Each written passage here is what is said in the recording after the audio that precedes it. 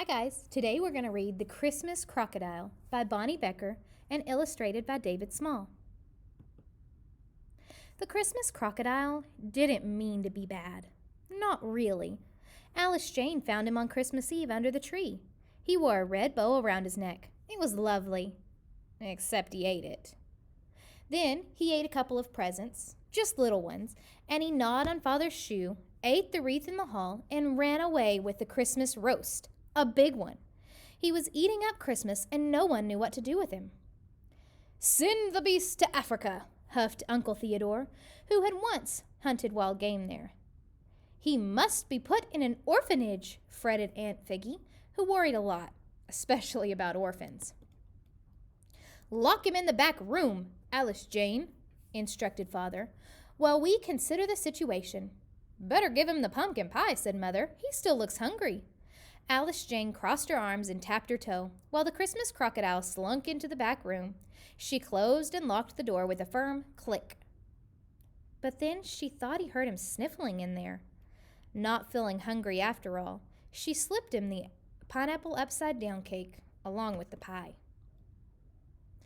"We could make him into a pair of shoes," said Uncle Theodore, who was busy considering things back in the parlor. "Or a pet for some orphans," said Aunt Figgy.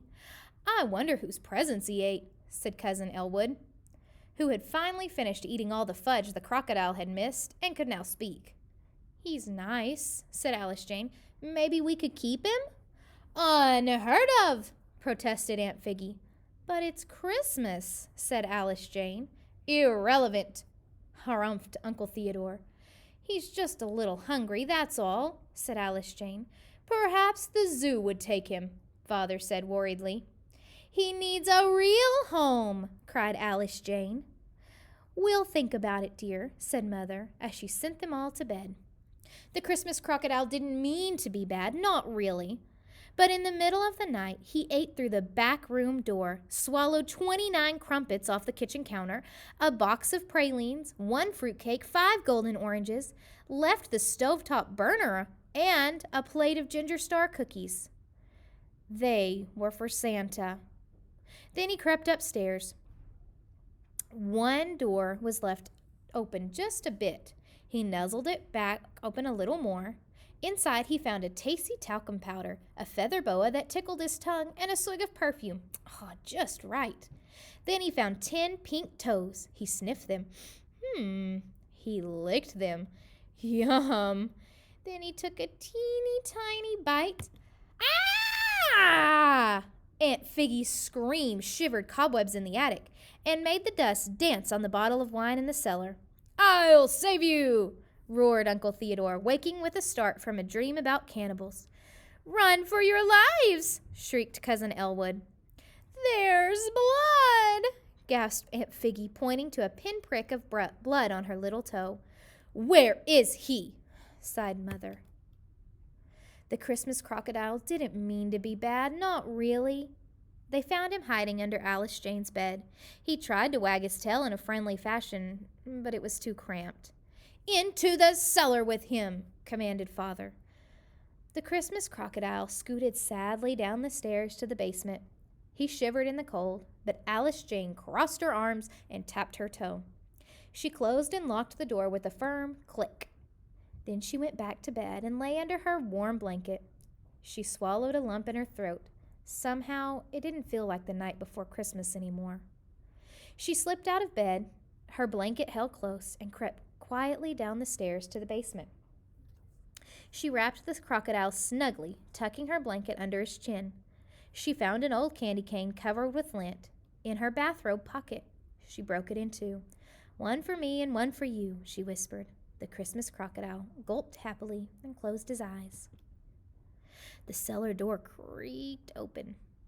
He could be an orphan," hissed Aunt Figgy, slipping inside. She tucked her hot water bottle under the crocodile's toes.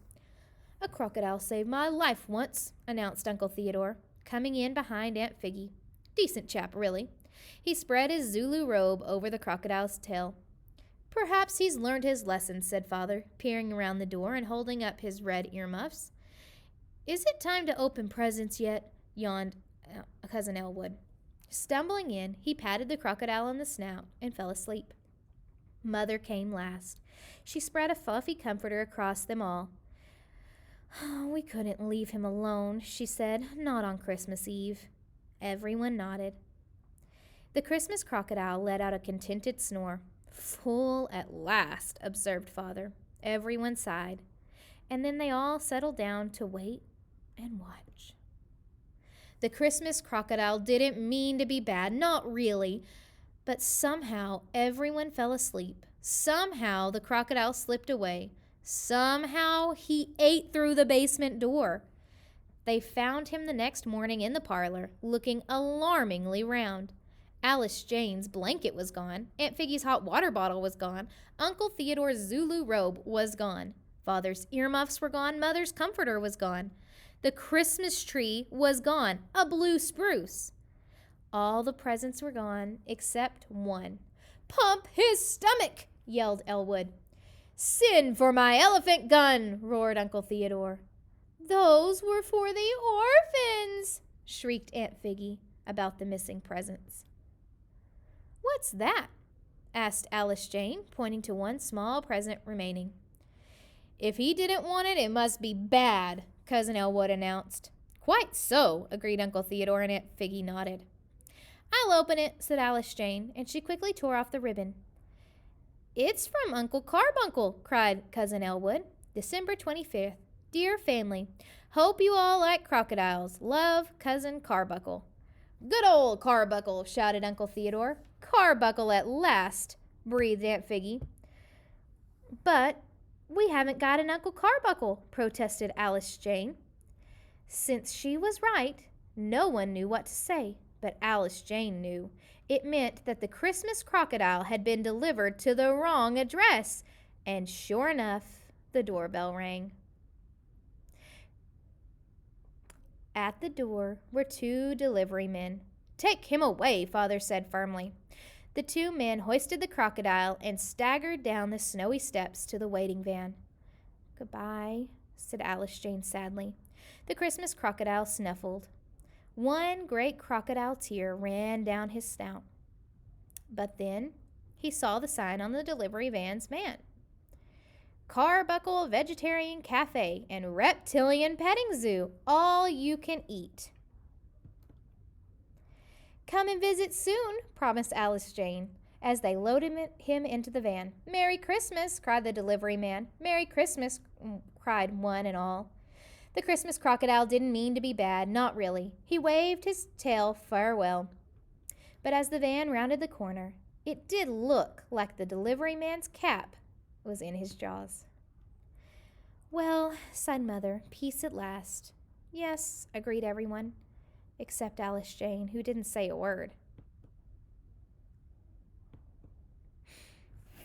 That was funny. I hope you enjoyed the book. Have a great day.